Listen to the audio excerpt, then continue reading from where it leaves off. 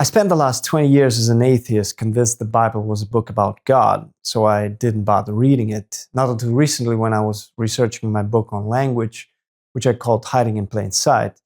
As my book was about words, I couldn't just leave out the book that claims in the beginning was the Word.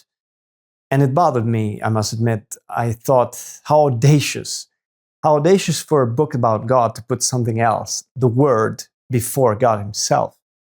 So I went in purely as a linguistic experiment, but I must admit, I got sucked in. I went in to analyze the text, and the text ended up analyzing me.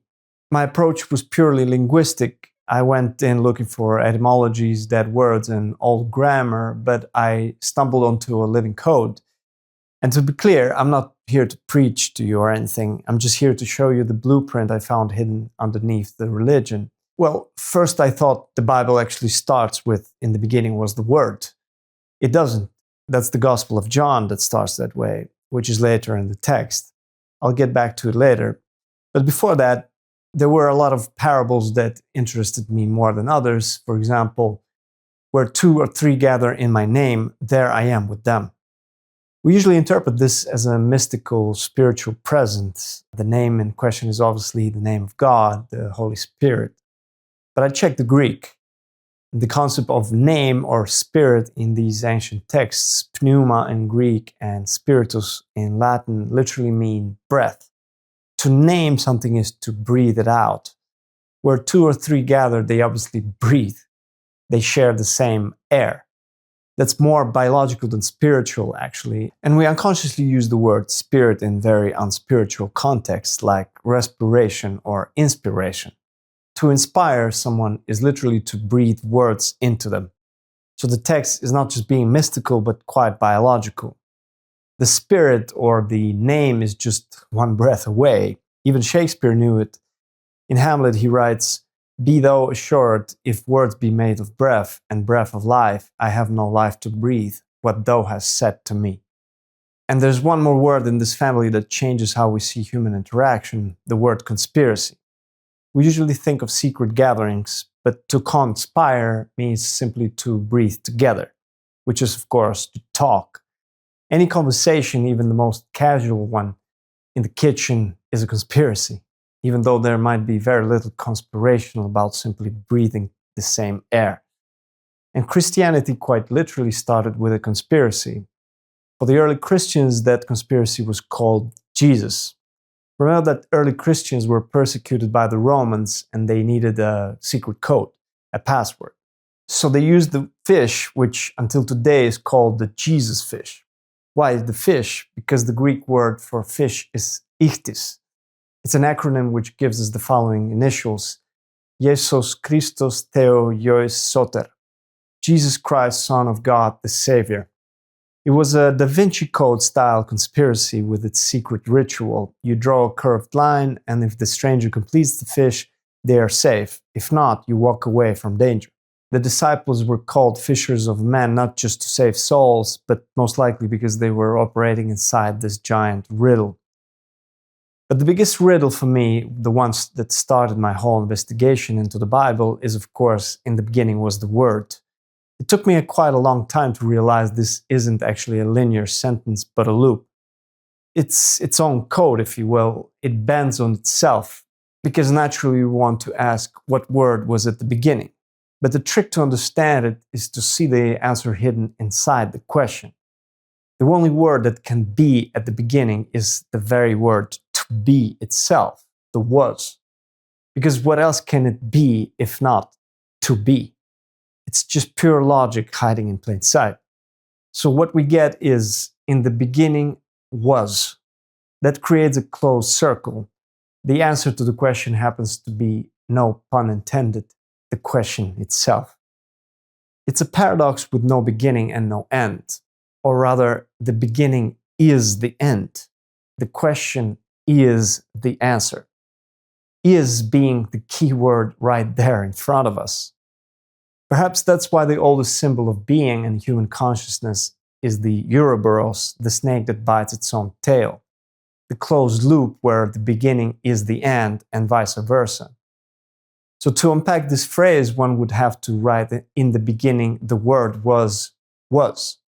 And that would get us into a tautology, the very tautology that was the name of the God in the Old Testament, Yahweh, translated as I am that I am. It all seems to be logically connected, but a riddle to be solved in a way, by reading. Reading essentially means to solve riddles. These words are connected for a reason. To read, be it the Bible or any other book, is to crack the code. And the book of all books, the riddle of all riddles, has to be one which calls itself the book, in Greek, biblos. You see, even the title itself is a riddle, a closed loop. And who doesn't like to solve riddles? I certainly do. That's why I wrote the book on language and on words. And that's why I started this channel with the name A Human in the Loop. But I digress. My main takeaway was that the Bible is less of a manual and more of a book of paradoxes. And that makes perfect sense. After all, a text written almost entirely in parables isn't trying to give you straight answers. But this is exactly where most criticism of the Bible stems from. Critics say that paradox is wrong, that it's not serious. They argue that thought and argumentation must be straightforward. They demand it to be linear, but paradox doesn't mean wrong. It just means incredible. The Greek word paradoxon comes from para, beyond, and doxa, belief. It literally means beyond belief. And the irony of this whole business is found in this opposite, which is orthodox. Ortho means straight or correct. So orthodoxy is the correct belief. But there's a paradox here. When critics attack the Bible for its paradoxes, they are usually demanding a straight, linear, logical answer, right?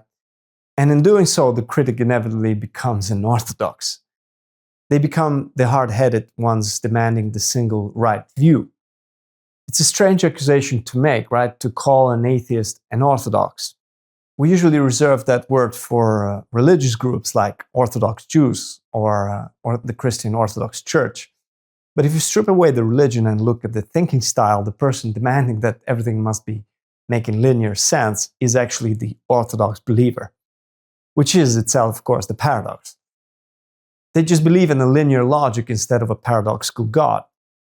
Now, the man who understood this best was G.K. Chesterton. He was a Christian apologist, and he was known as the Prince of Paradox. He loved paradox so much that his most famous book was called Orthodoxy. That's right, the king of paradox wrote a book called Orthodoxy. I will say no more. As you can guess, the book has very little orthodoxy in it. It actually bursts with paradox at every page. And one of the most important paradoxes, I think, that defies this problem is this: the madman is not the man who has lost his reason. The madman is the man who has lost everything except his reason. We usually think madmen are irrational. But Chesterton says the opposite. Madmen are the ones who are highly convicted. They have a logical reason for everything. Let's call them scientific reasons.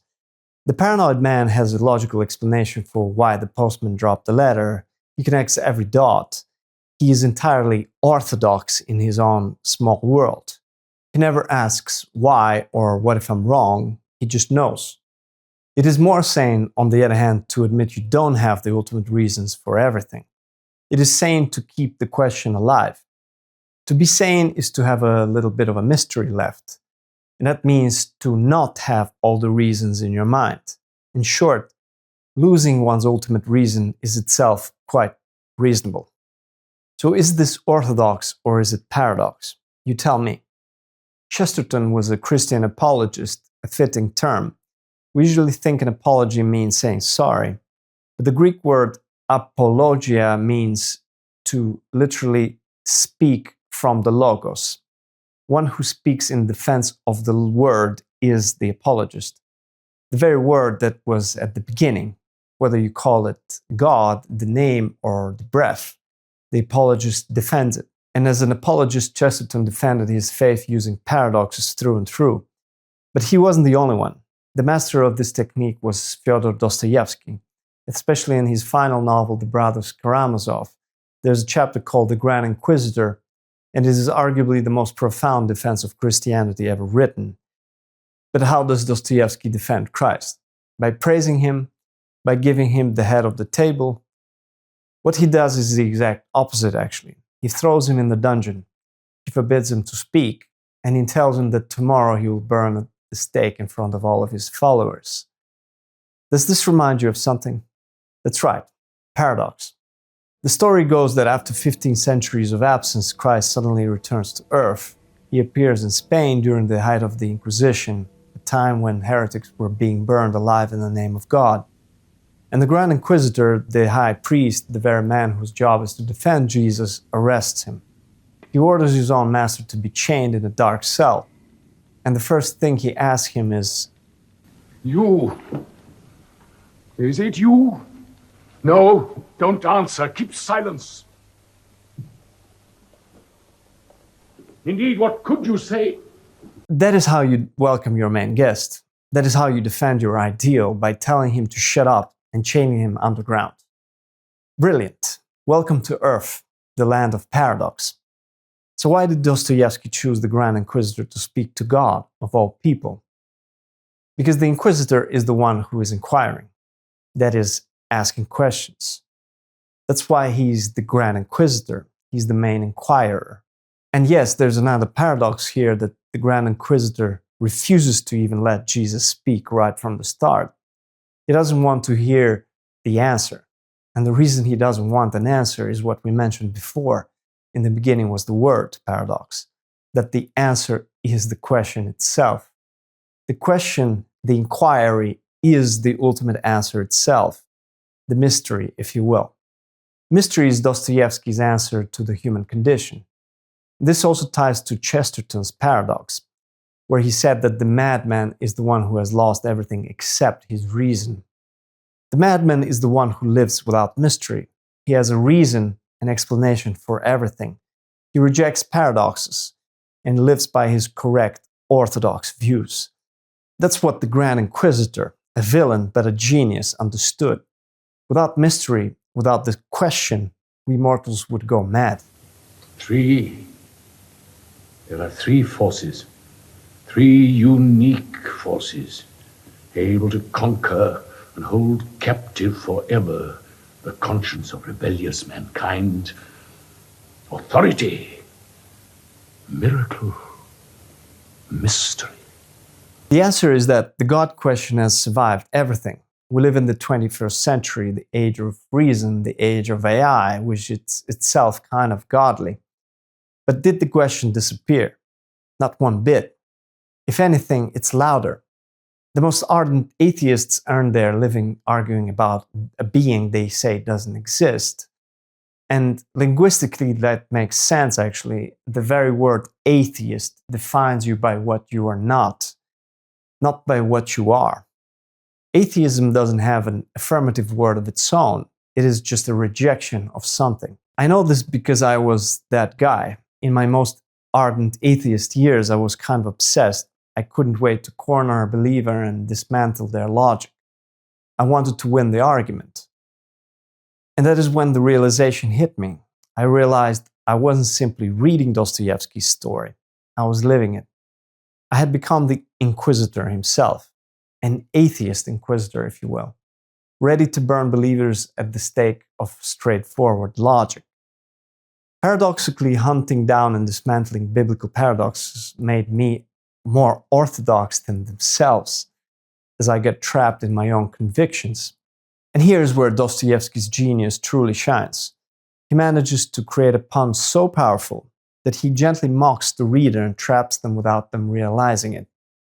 As I was reading the Grand Inquisitor's story, I was missing the main point, which is the very process of reading. The main point was this: the Inquisitor was me, and the Inquisitee was the book itself, the written words on the page. Why did I pick up this book? Why do you pick up any book, whether it's the Bible or Dostoevsky or what have you? Because you have questions. You are driven by a need for answers. The actual Inquisition was the very act of me reading. And why is Jesus ordered to be silent by the Inquisitor? Because the book I'm reading is silent. The very book I'm holding in my hand, it doesn't speak. It cannot speak. I'm doing the inquiry. I'm talking to myself. I'm the Grand Inquisitor inquiring the book, which is the very word for the Bible again, Biblos. It is the book of all books, including this very book that I'm reading, the Brothers Karamazov. That's what Dostoevsky trying to tell you. He plays with you and mocks you in a paradoxical way. And if that is not the most brilliant apology, the ultimate defense of the word, then I don't know what is. Because it proves that the text needs the reader. The Bible as an object is just silent paper. It doesn't say anything. It is we, the readers, the skeptics, the atheists, who do the talking. We breathe life into it by criticizing it, analyzing it, inquiring it. The text becomes alive in the very act of the Inquisition, in the process. Dostoevsky makes the Bible a meta-text, a text where the inquirer reads about inquiries without realizing that he is the one keeping the story alive. He is breaking the fourth wall. He is dissolving the boundary between reality and the text. That is a masterful apology. Bravo, Mr. Dostoevsky. You just made me part of the text. At least for a short while, you made the text breathe, both literally and literarily. That is pure art, a work of art in the truest sense, because it actually works. It acts upon you. It works its magic. And in that silence, looking at the page, that is one of those rare moments when you actually start to understand what this whole I am what I am business is really about.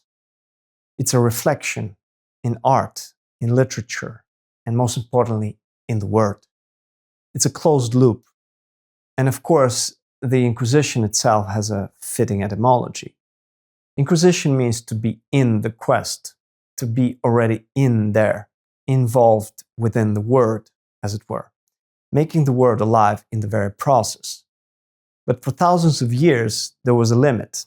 No matter how much we questioned the text, the book itself remained silent, just like Jesus in the face of the Grand Inquisitor. Reading was a monologue dressed up as a dialogue, and we couldn't bear that silence, it seems. We didn't just want to read the word, we wanted the word to talk back at us.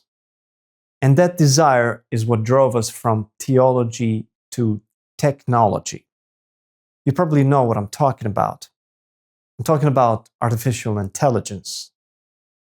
All AI and chatbots are based on an inquisition, which now we call prompting. Now we can ask the text questions and the text responds back. We've moved from simply narration to meta-narration in the most direct sense of the word. Unlike the Grand Inquisitor who reads the sacred text silently, we in turn make it speak. That is why AI is really pretty much of a godly technology.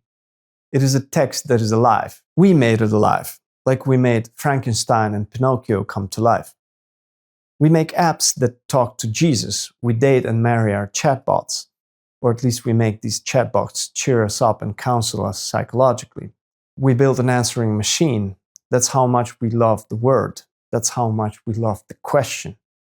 We are the first generation of inquisitors who actually get a response. But the question is, are we ready for the answer? Or more importantly, is there actually a final answer? We have become addicts to the question, and that was Dostoevsky's argument all along. There is no final answer. There are just more questions. And the more questions we pose, the more we force literature to talk back, which we literally did, pun intended. But even with this interactive God, the text that talks back, we're still in the paradox. We're still in the closed loop, the Ouroboros, where the answer is the question. And if that sounds a bit mystical, then probably because it is. And I'll quote Chesterton one last time, who says, "The whole secret of mysticism is this, that man can understand everything by the help of what he does not understand." And I have to say, I couldn't agree more.